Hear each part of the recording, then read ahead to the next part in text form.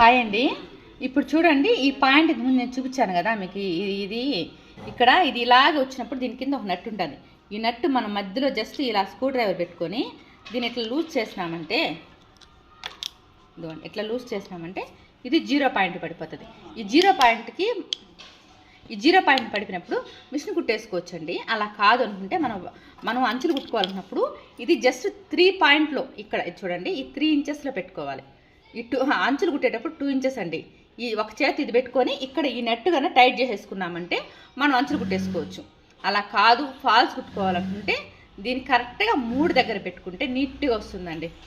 ఇది ఖచ్చితంగా ఇది ఒక చేత్తో ఇలా పెట్టుకొని ఎడం చేత్తో ఈ పాయింట్ ముళ్ళుని ఈ నట్టు అనేది కానీ టైట్ చేసుకున్నామంటే మనకు అంచులు వస్తాయి.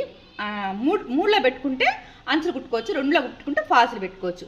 అలా కాదని ఇది కానీ కంప్లీట్గా కానీ తీసేసినామంటే 0లో పడిపోతే మిషన్ కుట్టు వస్తుంది.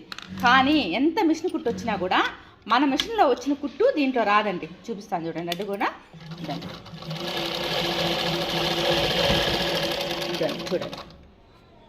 మన మిషన్లో వచ్చిన కుట్టుకి దీనికి చాలా తేడా ఉంటుంది. ఇదండి ఇలాగ వస్తుంది కుట్టు.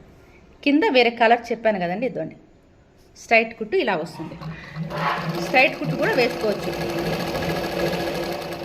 కానీ నన్ను అడిగితే మాత్రం ఇది రెండింటికి ఉపయోగపడితే మిషన్ అనేది రిపేర్ వచ్చేస్తుందండి.